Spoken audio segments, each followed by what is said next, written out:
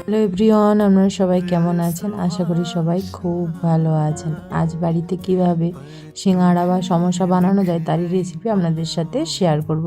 তার জন্য যেহেতু শীতেও ফুলকপি পাওয়া যায়, সেই জন্য নিয়ে নিয়েছি একটা ফুলকপি। একটা ফুলকপির কিছুটা লাগবে, কিছুটা অংশ ছোট ছোট করে আমি পিস পিস করে ফুলকপিটাকে কেটে নেবো। বেশ দিলে ভালো লাগে। আমি নিরামিষই সিঙ্গাড়া আজ বানাবো, এর মধ্যে কোনো পেঁয়াজ রসুন বা কিছু ইউজ করব না একদম। তাই সবজি নিয়ে নিয়েছি, আর কিছুটা পরিমাণ আলু তো লাগবেই সিঙ্গাড়ার মধ্যে, তাই জন্য ছোট্ট ছোট্ট করে পিস করে আলুটা কেটে ভালো করে আপনারা ধুয়ে নেবেন। এবার একটা কড়ার মধ্যে আমি কিছুটা পরিমাণ তেল দিয়ে বাদাম নিয়েছি, চিড়ে বাদামটাকে প্রথমে আমি হালকা ভেজে নেব। আপনারাও প্রথমে ভেজে নেবেন।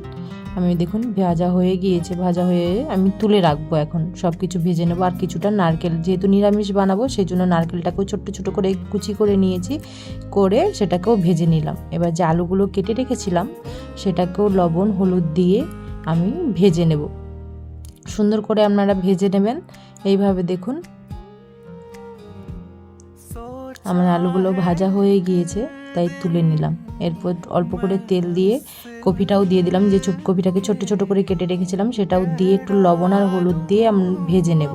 এভাবে আমি সব কিছুই দেখুন ভেজে ভেজে সব কিছুই তুলে রাখলাম। এবার মশলা প্রথমে আমি কালো জিরে দিয়েছি, ফোড়ন দিয়েছি, তার উপরে দিয়েছি আদা বাটা, যেহেতু নিরামিষ বানাবো। আর দিলাম কিছু পরিমাণ লঙ্কা গুঁড়ো, হলুদ গুঁড়ো আর ধনিয়া গুঁড়ো, সব দিয়ে অল্প পরিমাণে জল দিয়ে মশলাটাকে কষিয়ে নেবো প্রথমে ভালো করে। এবার মশলাটা কষানো হয়ে গেলে যে ভেজে রাখা আলু আর ফুলকপিগুলো আমি ওর মধ্যে দিয়ে দেবো। একটু নেড়ে চেড়ে নেওয়ার পর যে বাদাম ভেজে রেখেছিলাম ওটাও দিয়ে দিলাম, আর যে নারকেলটাও ভেজে রেখেছিলাম ওটাও দিয়ে দিলাম।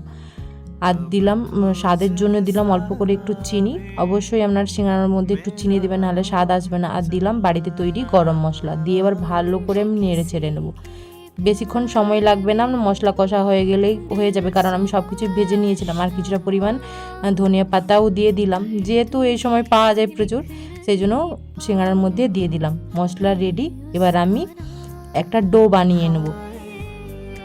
তার জন্য নিয়েছি ময়দা 3 চামচের মতো ময়দা নিয়েছি, আর নিয়েছি কিছুটা পরিমাণ কালো জিরে, অল্প করে দিলাম খাবার সোডা মানে বেকিং সোডা যেটা, আর স্বাদের জন্য লবণ, আর ময়মের জন্য দিলাম সাদা তেল। আপনারা সাদা তেলের পরিবর্তে ঘিও ব্যবহার করতে পারেন।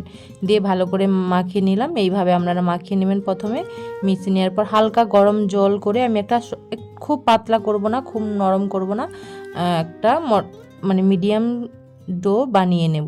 ছোট ছোট করে দেখুন লেচি কেটে নিয়েছি। লেচি কেটে বেলে নেবেন। আমরা বেলে সাইড বরাবর অল্প করে জল লাগিয়ে দেবেন, দেখবেন খুব তাহলে তাড়াতাড়ি আপনার লেগে যাবে। এই দেখুন এইভাবে আপনারা মুড়ে নেবেন। দেখুন সিঙ্গাড়া শেপে ছোট্ট ছোট্ট আমি মিনি সিঙ্গাড়া বানাবো, তাই ছোট্ট ছোট্ট করে একদম লেচি কেটেছি, ছোট্ট ছোট্ট করে বেলে নিচ্ছি।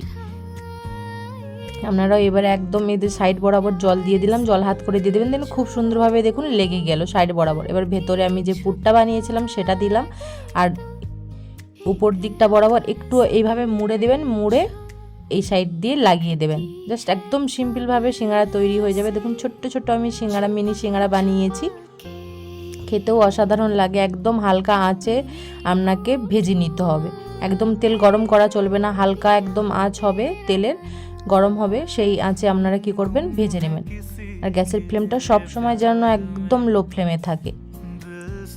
এইভাবে কিছুক্ষণ সময় নিয়ে ওর এই এপিট ওপিট করে আমি সব সিঙ্গাড়াগুলোকে ভেজে নেব।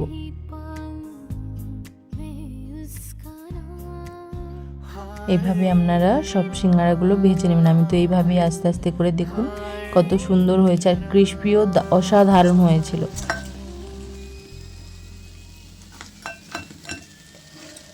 আপনারা এইভাবেই বানিয়ে নেবেন, খেতে অসাধারণ লাগে। বাজারের আর কেনার প্রয়োজন হবে না। ভিডিওটি ভালো লাগলে অবশ্যই কমেন্ট করে জানাবেন।